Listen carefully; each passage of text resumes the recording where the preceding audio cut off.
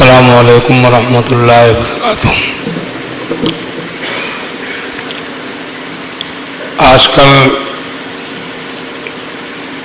Lock down کی وجہ سے دینی مدارس، پرائیویٹ مدرسے جو ہیں وہ بہت سارے بند ہو گئے،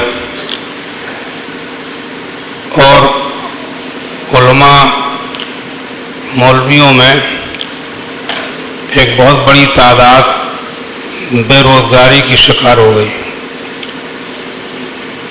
اللہ تعالیٰ ان کی مشکلیں آسان فرمائے۔ سننے میں یہ آ رہا ہے کہ اچھے خاصے پڑھے لکھے لوگ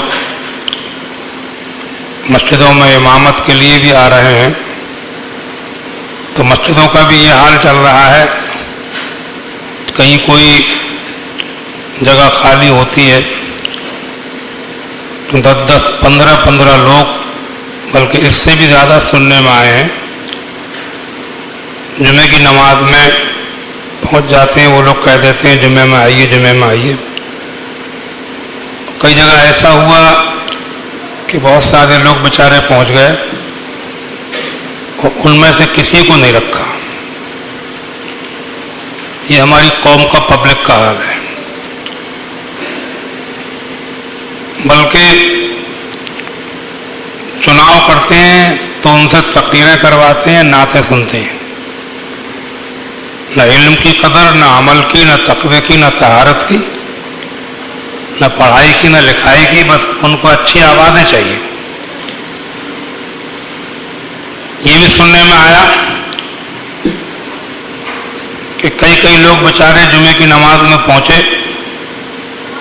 تو ان سے کچھ جگہوں پر کھانے تک کو نہیں پوچھا، تو ان سے یہی پوچھ لیں کہ آپ نے کھانا کھایا ہے کہ نہیں۔ تو میں سمجھتا ہوں کہ اگر نہیں بھی رکھنا ہے تو اپنا ایک جو اسلامی اخلاق ہے اس پر تو قائم رہنا ہی چاہیے۔ آپ کی بستی میں کوئی آدمی آیا ہے تو وہ آپ کا مہمان ہو گیا،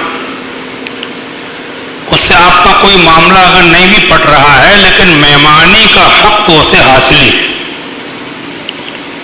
سمجھے آپ؟ ویسے بہت خرچے ہوتے رہتے، طرح کے چندے غیر ضروری، اور ان سے یہی پوچھ لو کم از کم کہ آپ کے پاس کرایہ بھی ہے کہ نہیں، کہاں سے آئے ہیں۔ ان کی بے روزگاری سے ایک ایسے سمجھو کہ جیسے ناجائز فائدہ اٹھا رہی ہے پبلک مولویوں کی۔ بلکہ کچھ مدرسوں میں میں سنتا تھا، دیکھا بھی ایک آدھ جگہ کے لڑکے آتے ہیں داخلے کے لیے دینی مدارس میں، باہر کے طلبا، کوٹا پورا ہو گیا ہے، گنجائش نہیں ہے۔ تو گنجائش اگر نہیں بھی ہے لیکن وہ ایک مہمان ہے، اس سے یہ تو پوچھو کہ بھئی تم نے کھانا کھایا ہے کہ نہیں کھایا ہے، رات کو کہاں رہو گے، رات کہیں رہے تھے۔ یہ ایک اسلامی فریضہ ہے، بلکہ یہ خوش اخلاقی تو وہ تو مسلمان ہے، غیر مسلموں کے ساتھ بھی ہونا چاہیے، سمجھے نہیں؟ آپ کی بستی میں آپ کے یہاں کوئی آدمی آیا ہے، کوئی بات آپ کی نہیں بن رہی ہے، لیکن کھانا کھلانا، اس کے رہنے ٹھہرنے کا انتظام کرنا، یہ ایک اسلام میں بہت ضروری چیز مانی گئی ہے۔ ایک حدیث شریف میں تو یہاں تک حضور نے فرمایا، صحیح بخاری و مسلم کی حدیث ہے، من کان یؤمن باللہ والیوم الآخر فلیکرم ضیفہ، تم میں جو لوگ اللہ رسول پر ایمان رکھتے ہوں ان کے لیے ضروری ہے کہ وہ مہمان کی عزت کریں۔ ومن کان یؤمن باللہ والیوم الآخر فلا یؤذی جارہ، تم میں جو لوگ اللہ رسول پر ایمان رکھتے ہیں وہ اپنے پڑوسی کو تکلیف نہ پہنچائیں۔ ومن کان یؤمن باللہ والیوم الآخر فلیقل خیرا او لیصمت، وہ فرماتے ہیں کہ تم میں جو لوگ اللہ رسول پر ایمان رکھتے ہیں وہ یا تو اچھی بات بولیں یا خاموش رہیں۔ تو یہ اخلاق اور مہمان نوازی اسلام میں بہت ضروری ہے۔ اگر آپ کی بستی میں، آپ کے گھر پر آپ سے ملاقات کے لیے، آپ کے مدرسے میں، آپ کی مسجد میں، آپ کے کارخانے میں، آپ کے کاروبار میں کسی طرح سے بھی آپ سے کوئی آدمی ملاقات کرنے آیا ہو، بھلے سے اس سے آپ کا معاملہ نہ پڑتا ہو، لیکن کھانا اس کا کھانا اور آپ کا کھلانا، اس کے رہنے ٹھہرنے کا انتظام کرنا، یہ اسلامی تعلیمات کا ایک اہم حصہ ہے. سمجھے آپ؟ مدرسے ہوں، مسجدیں ہوں یا گاؤں بستی کے معاملے ہوں، علم جو ہے وہ خالی کتابیں پڑھ لینے کا نام نہیں کہ مولوی ہو گئے، عالم ہو گئے، ہم نے کتابیں پڑھ لی، مدرس ہو گئے، قابل ہو گئے. علم اسے کہتے ہیں کہ جو کچھ ہم نے پڑھا وہ ہمارے کردار میں، ہماری سیرت میں دکھائی دینے لگے کہ یہ پڑھے ہوئے.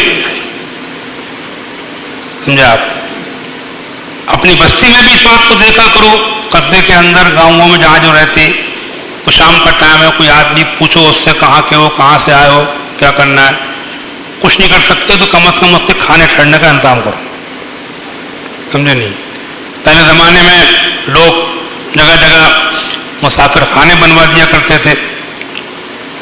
بہت سے لوگ ایسے بھی کیا ہے انہوں نے کہ ان کے یہاں کوئی میت ہو گئی، اس کے ایصال ثواب کے لیے کوئی مسافر خانہ بنوا دیا.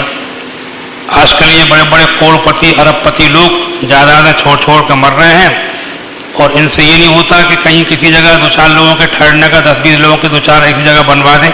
کوئی پردیسی بیچارہ وہاں پر 1-2 دن کاٹ لے. جائیدادیں چھوڑ چھوڑ کے مر رہے ہیں، خوب مر رہے ہیں، اربوں اربوں روپے کی. اب کوئی ایسا کام کر جاؤ گے تو مجھے امید ہے کہ انشاءاللہ جب تک اس سے لوگ نفع پاتے رہیں گے، آپ کی قبر میں اس کا ثواب ملتا رہے گا.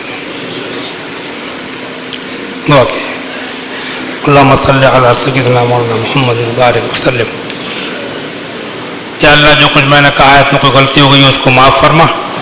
جو نماز ہم نے پڑھی، تیری عبادت کی، تیرا ذکر کیا، تیرا شکر کیا، اسے اپنے کرم سے قبول فرما. اے اللہ تمام مسلمانوں کو امن و امان سلامتی عطا فرما.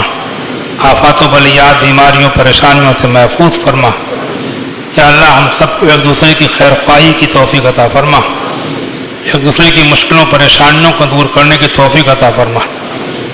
یا اللہ ہم سب کو ایمان پر خاتمہ عطا فرما.